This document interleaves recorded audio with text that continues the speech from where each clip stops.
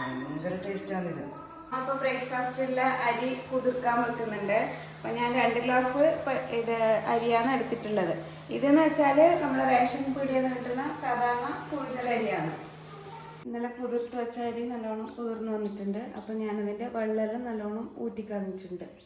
വെള്ളം ഒട്ടുമില്ലാണ്ടാണ് നമ്മൾ മിക്സിയിൽ ജാറിലേക്ക് ഇട്ട് കൊടുക്കുന്നത്. അപ്പോൾ ഒന്ന് അരിപ്പയിലോ അങ്ങനെയായിട്ടും ഊറ്റിയെടുത്താൽ മതി.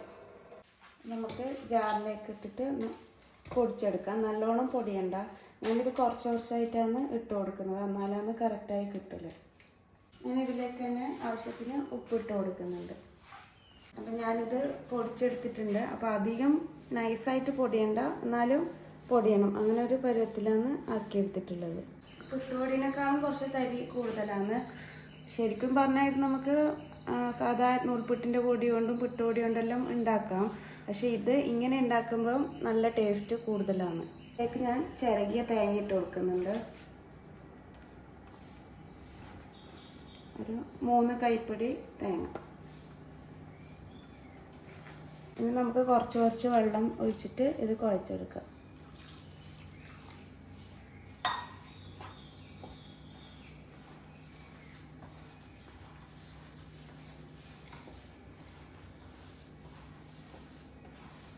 ഞാനിപ്പോൾ ഇത് കുഴച്ചെടുത്തിട്ടുണ്ട്.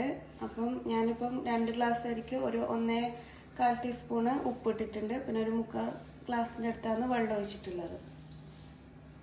നമുക്കിത് ആവിയിൽ വേവിച്ചെടുക്കാം.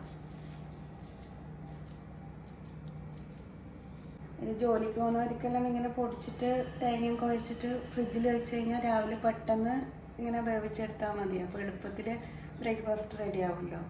നമുക്ക് ഇതിൻ്റെ കൂടെ കഴിക്കാനൊരു ചട്നി റെഡിയാക്കിയാലോ. അതിന് ഞാൻ ഒരു 3 വറ്റൽമുളകൊന്ന് ചുട്ടെടുക്കാമെന്ന് വിചാരിച്ചു, ചെറിയ തീയിൽ വെച്ചിട്ട്.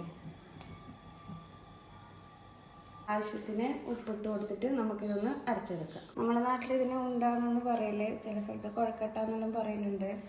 അപ്പം ഈസി ആൻഡ് ഹെൽത്തി ആയിട്ടുള്ള നമ്മളെ ബ്രേക്ക്ഫാസ്റ്റ് റെഡി ആയിട്ടുണ്ട്.